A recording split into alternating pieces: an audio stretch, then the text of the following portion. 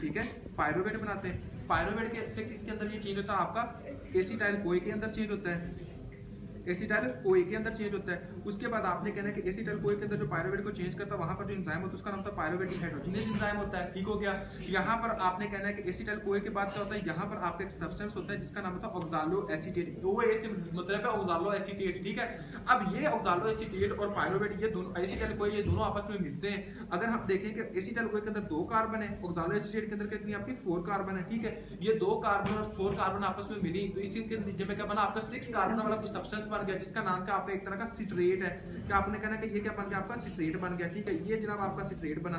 अब देखिए वो एंजाइम जो कि सिट्रेट को बना रहा हो, उस एंजाइम का नाम होता है सिट्रेट सिंथेज एंजाइम। क्या नाम होता है आपका, सिट्रेट सिंथेज एंजाइम, ठीक हो गया। अब ये सिट्रेट सिंथेज एंजाइम था जो कि जनाब आपका सिट्रेट बना रहा था। उसके बाद आपने कहना है कि ये जो सिट्रेट होता है ये अपने ही तरह के सब्सटेंस के अंदर चेंज होता है जिसका नाम कहता है आइसोसिट्रेट। क्या आपका आइसोसिट्रेट, याद करें ना करें इतना मेन इंपॉर्टेंट नहीं है, ठीक हो गया, आइसोसिट्रेट। अब आपने कहना है कि आइसोसिट्रेट जो होता है वो जनाब आगे एक सब्सटेंस के अंदर चेंज होता है जिसका नाम होता है एक तरह का अल्फा कीटोग्लूटरेट। क्या आपका अल्फा कीटोग्लूटरेट। अब आइसोसिट्रेट को अल्फा कीटोग्लूटरेट के अंदर जो एंजाइम चेंज करता है उसका नाम कहता है आइसोसिट्रेट डीहाइड्रोजिनेज एंजाइम। आपने कहना आइसोसिट्रेट डीहाइड्रोजिनेज एंजाइम, आईसीडीएच, इसका मतलब आइसोसिट्रेट डीहाइड्रोजिनेज एंजाइम आपने लगाना है। अब मैंने कहा था कि जब आपका आइसोसिट्रेट डीहाइड्रोजिनेज एंजाइम जहां पर भी आएगा वहां पर क्या होगा, NAD+ NADH के अंदर चेंज हो रहा होगा। तो यहां पर क्या होगा, आपने आंखें बंद करके लगाना है कि NAD+ जो होगा वो किसके अंदर होगा, किसके अंदर चेंज होगा, NADH के अंदर चेंज होगा, ठीक हो गया। उसके बाद आपने आगे आना है, यहां पर जो होता है आपने ये बात करी कि यहां पर आपकी 6 कार्बन है, यहां पर आपकी 5 कार्बन होता है, एक कार्बन बाहर जा रहा है, तो आपने कहना है कार्बन साइड को एक तरह की बाहर जा रही है, ठीक हो गया। उसके बाद आगे आपने जिस पॉइंट पर आना है वो आपने कहना है कि देखिए आपका अल्फा कीटोग्लूटरेट बना, ये अल्फा कीटोग्लूटरेट जो होता है आगे सबसे चेंज होता है जिसका नाम है आपका सुक्सिनाइल कोए। क्या नाम था आपका, सुक्सिनाइल कोए। ये आपने कहना सुक्सिनाइल कोए के अंदर चेंज होगा। अब देखिए सुक्सिनाइल कोए के अंदर 4 कार्बन है, यहां पर 5 कार्बन है, एक कार्बन कम हो गया, एक कार्बन कम हो जिससे कितने में क्या हो रहा है आपका एक कार्बन से बाहर निकल गया। और आपको मैंने क्या कहा था, आपको क्या कार्बन कम हो गया, यहां पर NADH वाला चेंज करना है, अल्फा कीटोग्लूटरेट डीहाइड्रोजिनेज एंजाइम, ठीक हो गया। ये आपने कहना है। उसके बाद आपने कहना है यहां पर क्या होगा, NAD+ होगा वो NADH के अंदर चेंज होगा, ठीक हो गया। ये देखिए उसके बाद आपने देखना है कि फॉर एग्जांपल और क्या होगा, एक कार्बन से बाहर ये सुक्सिनाइल कोए होता है, ये सब्सटेंस के अंदर चेंज होता है सुक्सिनेट। क्या होता है सुक्सिनेट, ये सुक्सिनेट के अंदर चेंज हुआ। अब ये सुक्सिनाइल कोए और सुक्सिनेट दोनों के अंदर 4 कार्बन तो हुआ क्या, आपने कहना एक कोए बाहर जाता है और इसके बाद और क्या होता है, इसके बाद आपने कहना एक GTP बनती है, आपकी इधर GTP बनी। तो आपने क्या लिखा कि एक GTP बनी, एक कोए बना, यहां पर कितने 4 कार्बन है। अब सुक्सिनेट से क्या बनता है, आपने कहना आपका फ्यूमेट बनता है, ये आपका फ्यूमेट बन गया। अब देखिए वो एंजाइम जो सुक्सिनेट से फ्यूमेट बनाता है मतलब फ्यूमेट डिहाइड्रोजिनेज, और इसके नतीजे में जो सब्सटेंस बनता है उसका नाम कहता है FADH2 बनता होता है, FADH2 बनता होता है, ठीक हो गया। और यहां पर भी FAD और FMN की बात होती है, वहां पर क्या होता है, आपने कहना है कि FAD और FMN की जहां पर भी बात होगी वहां पर विटामिन B2 होगा यहां पर। और फ्यूमरेट से क्या बनता है, आपने कहना है मालेट बनता है। क्या बनता है आपका, मालेट बनता है। और मालेट से क्या बनता होता है आपका ऑक्सालो एसीटेट बनता है। लेकिन मालेट को ऑक्सालो एसीटेट के अंदर जो एंजाइम चेंज करता है उस एंजाइम का नाम होता है मालेट डीहाइड्रोजिनेज एंजाइम। क्या नाम होता है उसका, मालेट डीहाइड्रोजिनेज एंजाइम। जब मालेट डीहाइड्रोजिनेज एंजाइम की बात हो रही तो हम ये कह सकते हैं NAD+ NADH के अंदर चेंज होगा, कह सकते कि नहीं कह सकते। आपने कहना है NAD+ आपके किसके अंदर चेंज होगा, आपके NADH के अंदर चेंज होगा। अब हम आते हैं फाइनल रिजल्ट की तरफ कि TCA साइकिल के अंदर हमें मिलता क्या है, ऐसी कौन सी चीजें हमें मिलती है, थोड़ा सा गौर करना है, शाबाश। देखें फॉर एग्जांपल आपका ये सिट्रेट था, सिट्रेट से आपका अल्फा कीटोग्लूटरेट बना, आइसोसिट्रेट से आपका अल्फा कीटोग्लूटरेट बना, यहां पर आपका NADH बना कि नहीं बना, एक NADH बन रहा है, ठीक है। अब देखें जब आइसोसिट्रेट से अल्फा कीटोग्लूटरेट बन रहा है तो आपकी एक कार्बन डाइऑक्साइड बाहर निकल रही है, मतलब कि हमने कहा कि एक पहले हम NADH को देखते हैं कितने NADH बनते हैं, एक ये NADH बना। उसके बाद देखिए कि अल्फा कीटोग्लूटरेट से सुक्सिनाइल कोए के अंदर चेंज हुआ, यहां से एक NADH बना, 2 NADH बन गए, ठीक हो गया।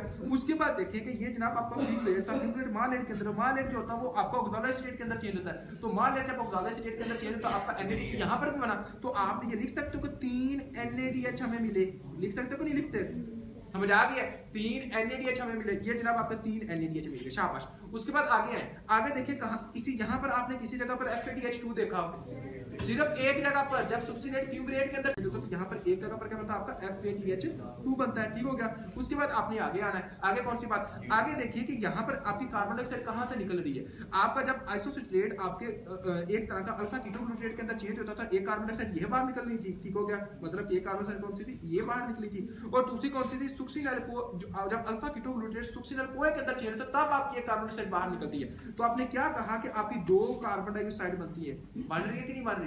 अब मुझे बताएं कि इसके अलावा कोई सब्सटेंस बन रहा है आपका, एक GTP, शाबाश, क्या बनी आपकी एक GTP। तो हम ये क्या कह सकते हैं कि TCA साइकिल के अंदर हमें क्या मिलता है, आपने कहना है 2 कार्बन डाइऑक्साइड, 3 NADH, एक FADH2 और एक GTP। समझ आई कि नहीं आई, हाँ जी, 3 NADH, एक GTP, एक FADH2 और 2 कार्बन डाइऑक्साइड, ठीक है। और ये सारे का सारा प्रोसेस कौन सा होता है आपका, TCA साइकिल। और अब हम देखेंगे कि TCA साइकिल को कौन स्टिमुलेट करता है, TCA साइकिल को कौन इनहिबिट करता है। अब मेरी बात को थोड़ा सा आप लोगों ने गौर करना है, शाबाश। देखें हमारा टीसीएस साइकिल का मेन बनाने का मकसद है वो क्या है? एटीपी है ना, मेन तो एटीपी है। एनएडीएच भी आपकी एटीपी बनाती है, तो मेन आपका क्या है? अगर एनएडीएच होगा तो आपकी एटीपी बनेगी। तो मेन ये है कि हमारा बनाने का मकसद क्या आपका एटीपी है। सिंपल सी बात है, ठीक हो गया। अब आपने खुद कहा कि हमारा जो मेन बनाने का मकसद है वो क्या आपका एटीपी। फॉर एग्जाम्पल ये प्रोसेस कब एक तरह का स्टिमुलेट होगा? का प्रोसेस स्टिमुलेट होगा जब आपकी बॉडी के अंदर एटीपी कम होगी, तभी होगा ना, क्योंकि हमने एटीपी बनानी है। जब आपकी बॉडी में एटीपी कम, उसके बाद आपने आगे आना है। आगे कौन सी बात? आगे देखिए कि यहाँ पर आपकी कार्बन डाइऑक्साइड कहाँ से निकल रही है। आपका जब आइसोसिट्रेट आपके एक तरह का अल्फा कीटोग्लूटारेट के अंदर चेंज होता था, एक कार्बन डाइऑक्साइड ये बाहर निकल रही थी, ठीक हो गया। मतलब एक कार्बन डाइऑक्साइड कौन सी थी? ये बाहर निकली थी। और दूसरी कौन सी थी? सुक्सिनल को।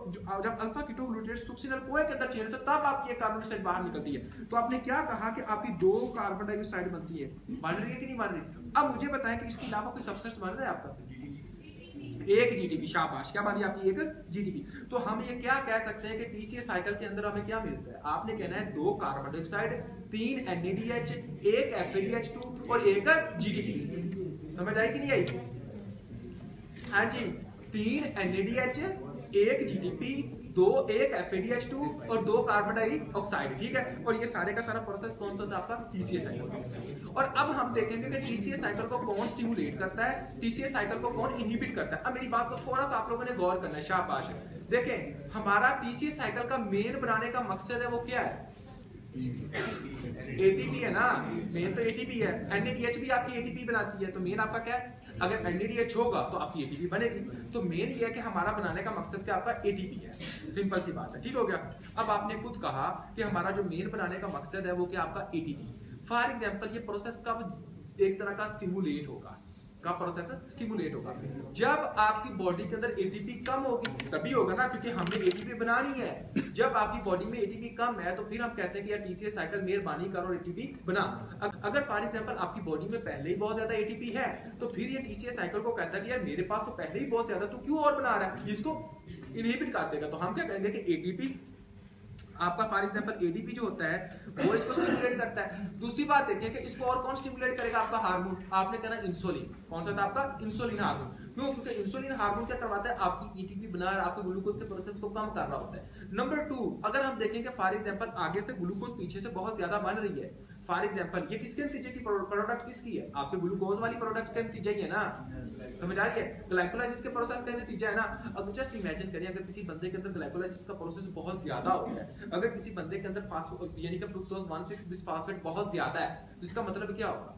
इसका मतलब क्या होगा कि आप आगे प्रोसेस चलाएं, पायरुवेट वाला प्रोसेस आगे चले, आपका आगे क्या होगा? पायरुवेट ज्यादा से ज्यादा बना।